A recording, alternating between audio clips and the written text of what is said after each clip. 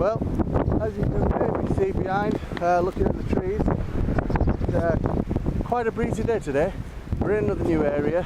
There's a couple of geocaches down here that I want to try and pick up today. According to the GPS, we have still got 0.47 mile to go. I'm just heading down this footpath towards this nice little church. So yeah, apparently we go through this churchyard and then we make our way out onto open fields.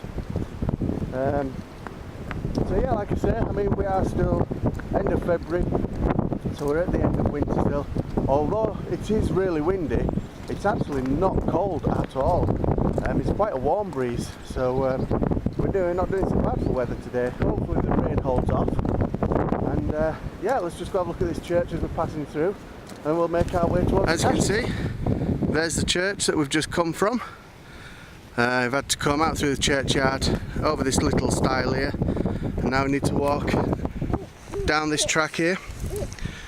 Like I say, I've never been to this area, or not this side, but if you do look across that valley over there and you see that plantation on the distance, I actually have 4 geocaches of my own over there. So the other side I actually know quite well, but this side, like I said, I don't know that well at all. I just need to figure out a way to get out of here now. It looks actually like we can't. There's a stile coming in, but there's no actual way to get back out again. It's all fenced. Right. Well, that makes things interesting. I think we'll go back up to the stile again. We eventually found our way through into the field where we need to be. You have an entourage.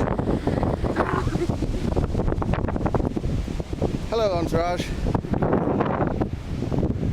We need to head now down there, so we'll make our way down this way. We've made it out of the fields now, and as you can see, we are now in a wood. We've still got to go northwest up here. I'm not overly confident on GPS readings while we're in here, because apparently now we need to go further than we did when we were on the fields. So not much more further though, 0.43 mile. So yeah, I mean, this is nice. So I've been up here quite a few times, this wood, but only from the other direction. It's a bit slippery, as you can probably see. It's not the widest of tracks that you get to walk on. So we'll just keep plodding on across here, hopefully find where we need to be at, and then hopefully find a cache.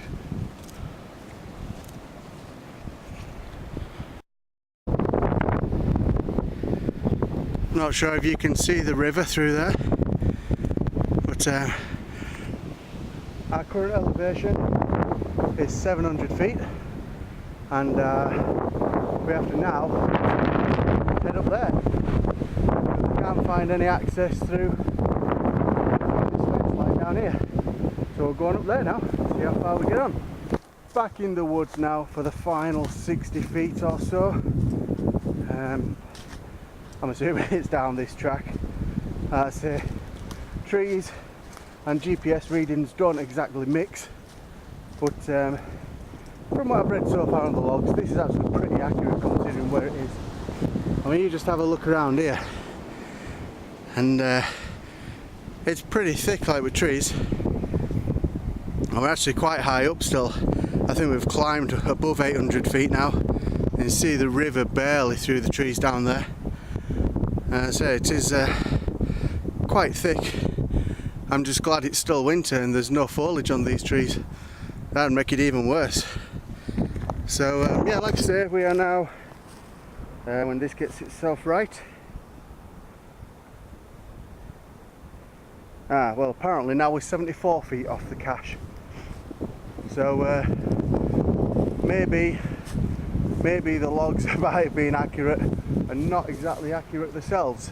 All we can do is have a look further on this track and see what we can find in the end. Well, we had to come back out of the wood. We're now above 800 feet, so we've actually climbed over 100 feet in, well, I don't know, in probably 200 yards or something like that, and I've actually located the cache now. I've not got it out yet, but there it is, if you can see it just through there. So we shall get it out and have a look and see what's inside. Found the cache, got it open, and just checking the logbook, and it shows that the last person to find actually was a friend of mine, Eileen, and it was in September last year, so that's almost 7 months ago now. So we're going to get this logbook signed, put it back, and make our way to the next one. Logbook signed, and away we go to the next one. Our next cache, as you can see, is now located just over half a mile down that way, so we're going to make our way down there now. We've got this one put back as found, and we're going to go down and see if we can get to the next one. Well, the wind's picked up again now, and we're going to head on along this permissive footpath. As you can see there, Ministry of Defence permissive footpath, which will take us along the top edge of this wood, across this field here, and we're going to go on and find our next geocache. Hopefully the wind dies off a little bit, but if not, you know, it's one of them things and it can't be helped.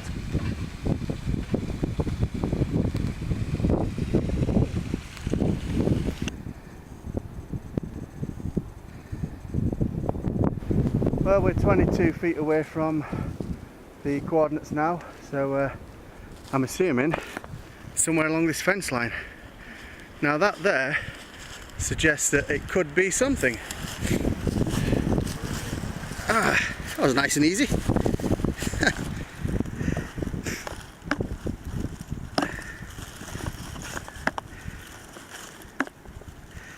Let's have a look in here. What's in there? Nothing. There's a logbook, a couple of bits and pieces, just the usual little game there. Right, well, get this logbook signed. We've just got that log signed. Our next one is 1¼ miles in that direction. So we shall make tracks up there and see if we can find this one. As you can probably hear now, the wind's picked up quite dramatically. Just goes to show you, when you're out in the Yorkshire Dales, the weather can change on a sixpence.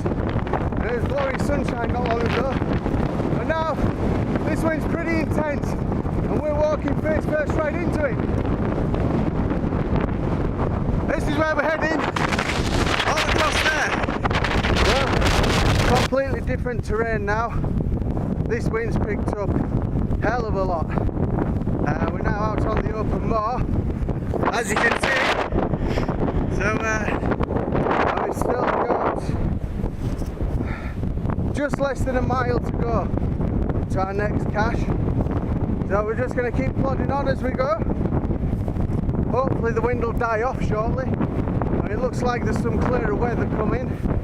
So fingers crossed that it gets here pretty sharpish and this wind dies down. I mean, it's a completely different day up here. Just trying to pick my way through this marshy land. Yeah, like I say, completely different day now. When we were down in the low valleys, nothing like this. Nice sunshine, right? There's a bit of wind, but it wasn't anything like this. Yeah, I mean, as you can see, just looking across the moor,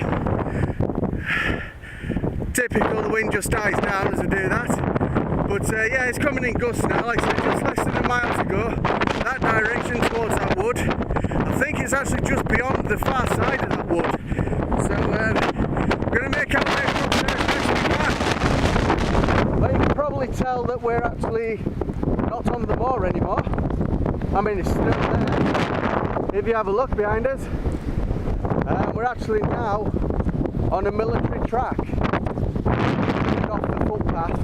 I spoke to a gentleman who was doing some work down here for the MOD, and he said to us that the footpath actually takes down some quite steep banks, and he said it'll be no good with baby on your back going down there, it's too dangerous. So he's kindly given us permission to go along this MOD land down these tracks here, which will eventually take us out to a main road, and if we just turn right there, it'll take us to our cache site. So, thank you, MOD. Well, as you might be able to tell behind me, it's pretty bleak up here.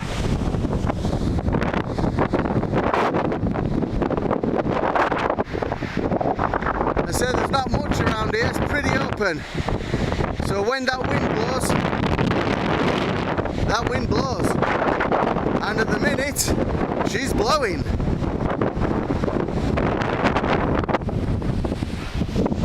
Well, our cache is just over half a mile down that road there, so that's where we're going to be heading.